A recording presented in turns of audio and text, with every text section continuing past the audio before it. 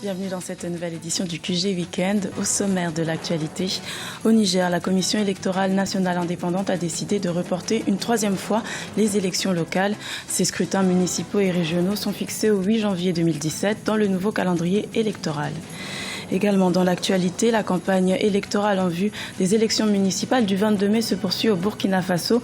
Le Parti pour la Renaissance nationale est allé à la rencontre de son électorat. Nous y reviendrons dans cette édition.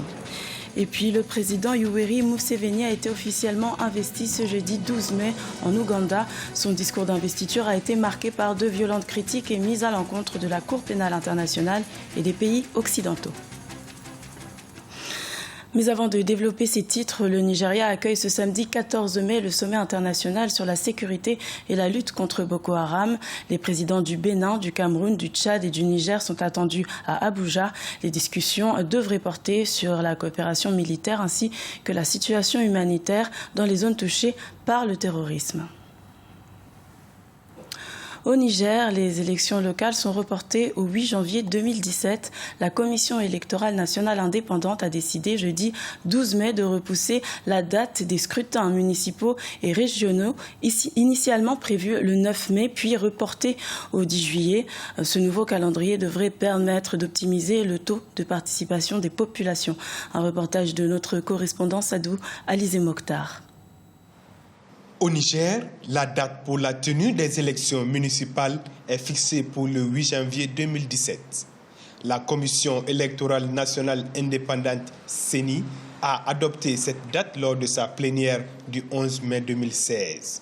Ce nouveau chronogramme tient compte de l'adoption récente par l'Assemblée nationale de la loi modifiant le Code général des collectivités territoriales.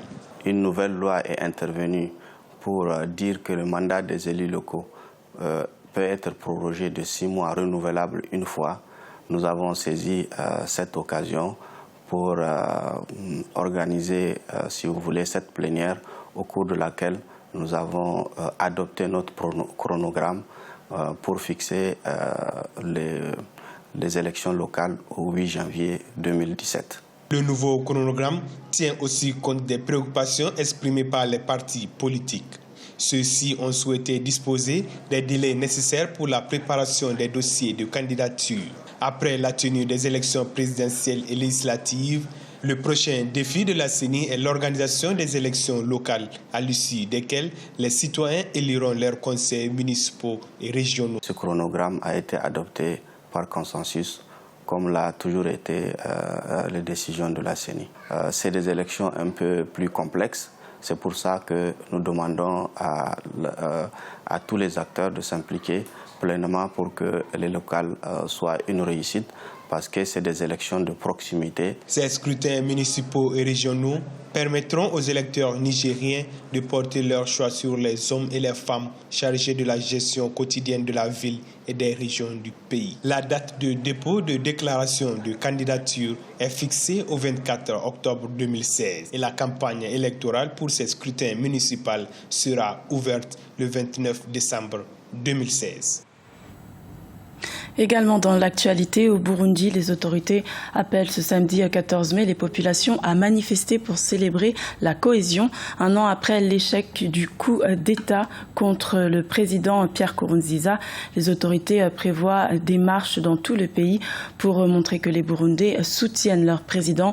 Notons que depuis la réélection contestée en juillet 2015 du président Pierre Nkurunziza pour un 3e mandat, le pays est plongé dans une crise politique. La campagne électorale des élections municipales du 22 mai au Burkina Faso est ouverte depuis le 7 mai. La course à la conquête municipale enregistre plus de 150 000 candidats. Le parti Parti pour la Renaissance nationale, est allé à la rencontre des électeurs burkinabés ce jeudi 12 mai pour solliciter leur suffrage. Plus de précisions dans ce reportage de notre correspondant Jean-Paul Ouedraogo. La campagne électorale pour les municipales du 22 mai a débuté dans la soirée du 7 mai 2016 au Burkina Faso. À l'instar de nombreuses autres formations politiques qui, elles, sont déjà entrées de plein pied dans la campagne, le Parti pour la Renaissance nationale de Tahirou Barry et du professeur Laurent Bado a lui aussi procédé ce jeudi au lancement de ses activités. C'était dans une salle du Conseil burkinabé des chargeurs.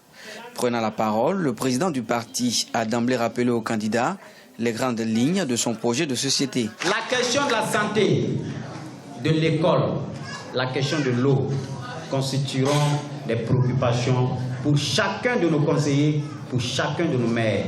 Et il faudra compter avec ces hommes et ces femmes qui n'auront pas le droit de trahir. La politique est un combat d'idées, a dit Tahirou Bari. Pour ceux qui croyaient le parti endormi, grande sera la surprise, a-t-il ajouté. Avec au total 32 communes à conquérir, dont 11 arrondissements et 2 communes rurales pour la ville de Ouagadougou, le parrain espère relever le défi du développement en plaçant la femme et la jeunesse au cœur de son action. Votre mobilisation ce soir, c'est le signe de votre engagement. C'est le signe de votre résistance. C'est le symbole de votre combat contre l'adversité, contre les manœuvres, contre les pots de banane. Et vous n'allez jamais échouer. En rappel, 156 693 candidats sont en lice pour 19 624 sièges. Parmi les 85 partis et regroupements de partis en compétition, le parrain dont le mot d'ordre pour ces municipales est « Plus rien ne sera comme avant » entend instaurer une gestion transparente des municipalités. La cérémonie d'investiture du président Yoweri Museveni s'est tenue jeudi 12 mai à Kampala, en Ouganda. De nombreux chefs d'État africains étaient présents, dont le président soudanais Omar el-Béchir, recherché par la Cour pénale internationale. Le président Yoweri Museveni a profité de son discours pour émettre de vives critiques à l'égard de la juridiction pénale et des pays occidentaux. Plus de précisions avec Olivier Yéré-Dobré. Yoweri Museveni investi pour un 5e mandat à la tête de l'Ouganda. Yoweri Museveni, 71 ans et au pouvoir depuis 1986, a prêté serment ce jeudi 12 mai 2016 lors d'une cérémonie organisée à Kampala, capitale ougandaise, en présence de nombreux chefs d'État africains. Moi, Yoweri Kaguta Museveni, je jure au nom de Dieu Tout-Puissant que je remplirai fidèlement mes fonctions de président de l'Ouganda, que je ferai respecter, préserverai, protégerai et défendrai la Constitution, que je respecterai les lois de l'Ouganda et que je veillerai au bien-être des Ougandais. Une prestation de serment saluée par une salve de 21 coups de canon devant un parterre de chefs d'État africains, parmi lesquels le Sud-Africain Jacob Zuma, le Tchadien Idriss Déby Itno, Robert Mugabe du Zimbabwe, le président soudanais El-Béchir, le Tanzanien John Magufuli, Teodoro Obiang Nguema, président de la Guinée équatoriale, mais aussi le Kenyan Uhuru Kenyatta et le Sud-Soudanais Salva Kiir. Lors de la présentation de ses homologues, le chef d'État ougandais a profité pour glisser un mot sur la Cour pénale internationale et les pays occidentaux. Nous avons perdu tout intérêt dans la CPI. Nous avons d'abord soutenu la CPI, mais nous avons réalisé que ce n'est qu'une bande d'inutiles.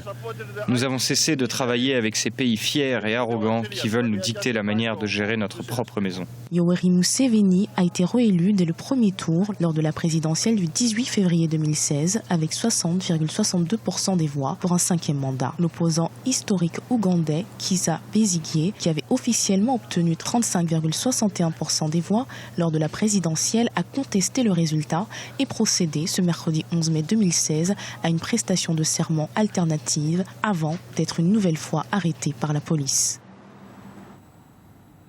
Dans l'actualité culturelle, la 19e édition du festival Gnawa et musique du monde s'est ouverte ce jeudi 12 mai à Essaouira au Maroc. Ces festivités prônent le dialogue interculturel et dureront jusqu'au 15 mai.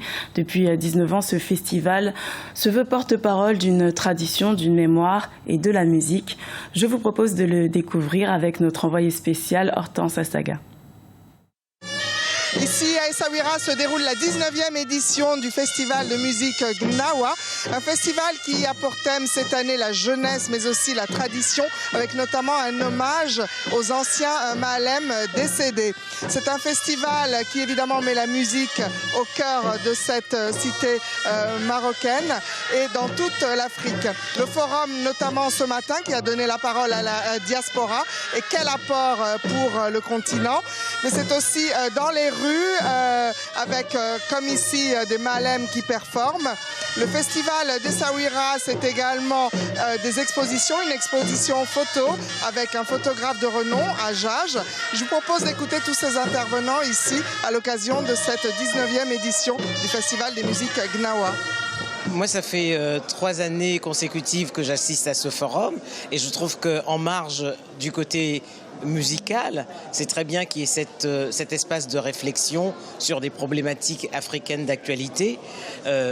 Aujourd'hui, les migrations, qu'elles soient interafricaines ou hors du continent, sont d'une actualité brûlante et c'est bien que les solutions et les réflexions soient menées par des Africains eux-mêmes. La société civile a 2 longueurs d'avance sur la classe politique et elle devrait s'en inspirer. Malheureusement, ce n'est pas toujours le cas. J'ai racheté l'appareil photo d'un ami qui m'a appris à l'utiliser. C'était amusant. Je ne pensais pas au travail ni à en faire carrière. J'ai essayé différentes choses. Donc, mon travail, c'est une histoire de passion pour la photographie. J'ai grandi au Maroc et la musique gnawa est très importante. Je suis fan de cette musique. Par chance, j'ai des musiciens dans ma famille, dont mon frère. Cela m'a ouvert les portes et facilité les choses, car c'est une confrérie difficile à pénétrer. Les malèmes sont éclectiques. C'était facile de les photographier parce qu'ils font toujours des choses pour plaire au public. Je viens de Danemark chaque année. J'habite à Copenhague. Je pense que ce festival, c'est intéressant pour chaque personne découvrir les racines africaines, l'attachement avec les différents genres de musique qui se fusionnent à ces événements. Et aussi, ça aide à l'échange culturel, les multi-échanges. Pour chaque personne, je pense que c'est très intéressant de découvrir ce événement. Le Festival des musiques Gnawa donne le tempo de la musique africaine et Gnawa ici à Essaouira. Durant 3 jours et 3 nuits aussi, toute la ville d'Essaouira va vivre au rythme de ces musiques avec de nombreux festivaliers mais également de nombreux artistes. Ce festival se poursuit ici à Essaouira jusque dimanche, donc je vous propose de nous suivre.